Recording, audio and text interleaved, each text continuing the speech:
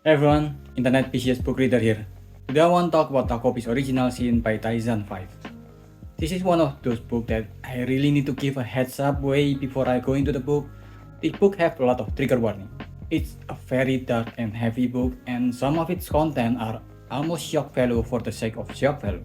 I'm actually having quite a hard time myself having to come up with trying to retell the story since I have to reread parts of it and find words to explain the story. But every depressing panel and story beats give some context to the theme and the narrative. They all have their purpose. That's why I think the book is worth some highlights. But first, I want to talk about Doraemon.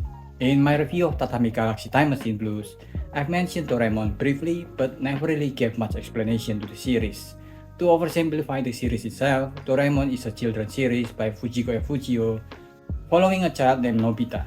He's a crybaby, he's lazy, he's indecisive. In many ways, he is a lost child. But the robot came out from his desk and introduced himself as Doraemon.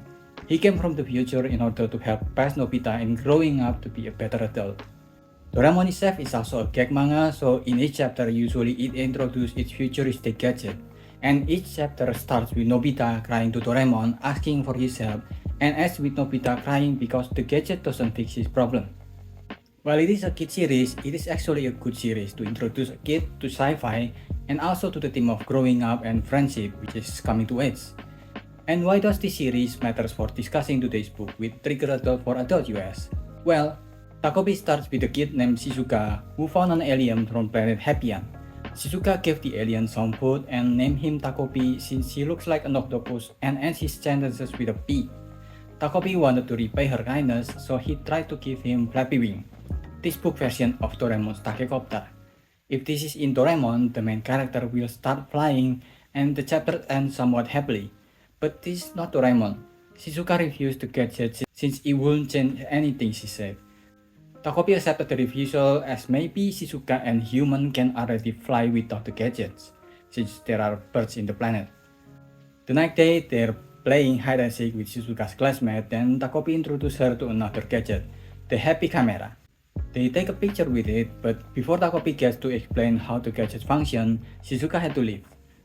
The next few days, Takopi tried different gadgets that leads to nothing, until on the 6th day, Shizuka needs to go home to feed his dog, where she looks the happiest she's ever been. Here we also found out that Shizuka's mother is busy being an escort and she doesn't have a father. But as long as she had Chappie, life will be alright. Having introduced Chappie to Takopi, they part with Shizuka's looking forward to tomorrow with a happy smile. The next day, Shizuka comes with a beaten up look, holding Chappie's choker with no Chappie inside. Takopi found out that Shizuka had a fight with her friend, but no worries. Takopi introduced his next gadget, the reconciliation ribbon. If you tie the ribbon to someone else's pinkies, you'll become friends again. It's a strong and flexible ribbon, and Shizuka seems interested in using the ribbon, so she borrowed it and then left. Happy gadget is not meant to be used without a Happian overseeing the gadget, so Takopi went to check on Shizuka, and found Shizuka has used the ribbon on herself for a different purpose. Shizuka is gone and no gadget can bring her back, but thankfully, they've taken a picture with the camera a few days ago. That camera's special function is that you can go back to the time the picture was taken as long as 7 days have not passed since the picture was taken. And that is the first chapter of Takopi's original sin. Takopi will end up using the time machine and his other gadgets to try to save Shizuka. It is of course quite obvious that there are more to the story. Shizuka was bullied by Marina at school, she's not playing hide and seek. In the following chapter, Takopi tried going to school, repeating time again and again to try and fix its problem before they come. But each time a problem is solved, another one came up. Meanwhile, in Marina's house, everything is a mess. It makes Marina spiral further into projecting all her hurts into Shizuka. She managed to become an unstoppable force that took Chappie away from Shizuka no matter how many times Takopi tried to redo the day. Until finally, out of fear, Takopi attacked Marina who was bullying Shizuka in the forest and killed her. It was the first time Shizuka trusted Takopi's gadget even though it was not intended to work for murder, just like the ribbon was not intended to be tied to a beam by Shizuka. And the more Takopi helps her, the more Shizuka relies on his gadget, the more broken she becomes.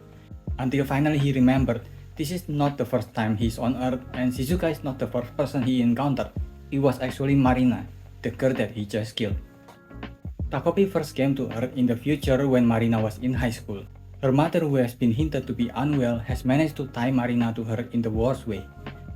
Future Marina's life spiraled thanks to her mother. Seeing her so unhappy, Takopi made a promise to future Marina that she will go back to the past and kill young Shizuka. He goes back to his home planet to use the time machine to travel further into the past. But his memory was erased through using the machine and he got thrown away from his planet and when he arrived at Earth, he became closer to Shizuka instead of killing her when he met her, going back to the first chapter. Shizuka is a kind person that helped Takopi, and Marina is a kind person that helped Takopi, but they hurt each other even though they're kind people, and Takopi have no idea how to solve the issue even with all his gadgets. In Doraemon, most of the time, the gadgets are used for gag, where Nobita wished through using the gadget did not help him in the way he wanted for. But he never fully commit to issues that are too complex to make the story no longer fun to read since it is a kids show after all. But Takopi's original sin subvert the narrative of the gadget solving issue by going into man's depravity and how badly hurt people. Takopi's original sin can be many things in the story. It can be because he killed Marina, it can be because he break the rules of his home planet, or on the surface level, it can be the usual original sins, ignorance, where because he doesn't know many things surrounding the characters, he only makes things worse through trying to help without understanding what needs to be fixed. Which in this story case is the parent of both children. But the story is also very clear that Takopi's ignorance is not fully his fault.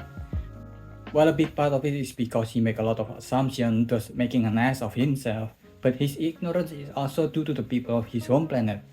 Just like the other kids in the story, he's just another victim of his parents, where the people of his home is the equivalent of people who bring their children to an R-rated movie and then got angry at the cinema for showing adult scenes because they didn't do their job as a parent. So maybe, just like Adam and Eve, the original sin is actually parental neglect.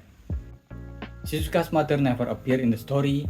Her father, who Shizuka found after she went to Tokyo with Takopi, already had a family of his own and he tried his best to separate himself from his old family, and of course this also meant separating himself from Shizuka, his own child.